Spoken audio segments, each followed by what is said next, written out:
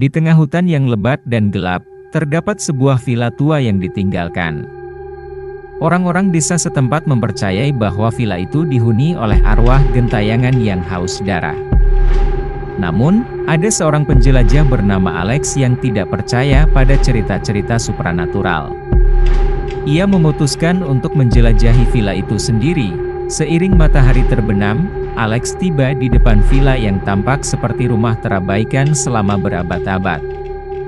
Pintu berderit ketika ia membukanya perlahan. Suara angin melolong melalui koridor-koridor kosong, memberikan suasana mencekam yang sulit dijelaskan. Bersama dengan cahaya senter, Alex berkeliling melintasi ruangan-ruangan yang dihiasi oleh debu dan bayangan yang menakutkan. Tiba-tiba, ia mendengar suara langkah di lantai atas. Meskipun ia yakin tidak ada orang lain di villa itu, tanpa ragu, Alex melangkah mendaki tangga tua yang seram. Di lantai atas, ia menemukan sebuah kamar yang pintunya terbuka setengah. Dengan hati berdebar, ia masuk dan menemukan buku harian kuno di atas meja kayu. Membaca dengan cermat, Alex mengetahui bahwa villa itu dulunya dimiliki oleh seorang bangsawan gila yang terobsesi dengan keabadian. Bangsawan itu percaya bahwa dengan mengorbankan nyawa manusia, ia bisa memperoleh kehidupan abadi. Alex merasa ketakutan namun penasaran dengan apa yang akan ditemuinya. Bertekad mengeksplorasi lebih dalam, Alex mencari ruang bawah tanah yang disebut dalam buku harian.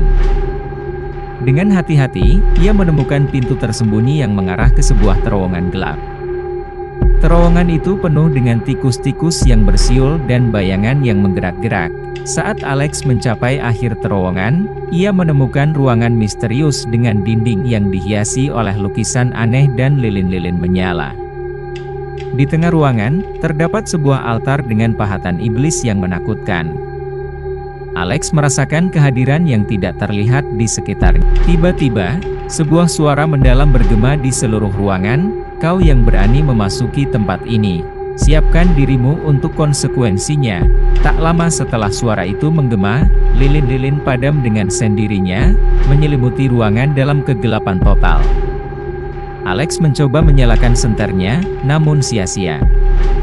Suasana mencekam semakin nyata, dan ia dapat merasakan hawa dingin mengitari tubuhnya. Mendengar langkah kaki mendekatinya, Alex berbalik dan melihat bayangan hitam besar yang mendekatinya dengan langkah-langkah pelan.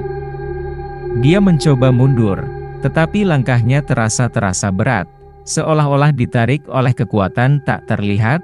"Kau adalah tamu yang tidak diundang," desis bayangan itu dengan suara serak dan mencekam. Menggertakkan gigi, Alex bertanya, "Siapa kau? Mengapa kau menghuni tempat ini?" Bayangan itu tersenyum dengan tawa yang mengerikan, "Aku adalah roh yang terperangkap di dalam villa ini selama berabad-abad. Bangsawan gila yang dulu mengorbankan nyawa manusia di sini, membangkitkanku dan menjadikanku budak abadi." Bayangan itu menceritakan kisahnya yang tragis, dan Alex mulai memahami bahwa kehadiran yang menakutkan ini bukanlah semata-mata keinginan untuk menakut-nakuti, melainkan suatu bentuk kutukan yang tak terhindarkan. Saat berbicara, bayangan itu mulai memudar, dan suasana mencekam mereda. Alex merasa tubuhnya bisa bergerak lagi, dan dia kembali melihat sekeliling. Ruangan itu tidak lagi terasa menyeramkan. Dan villa itu kembali sunyi. Alex meninggalkan villa dengan perasaan campur aduk, membawa cerita yang sulit dipercaya namun menggetarkan hatinya.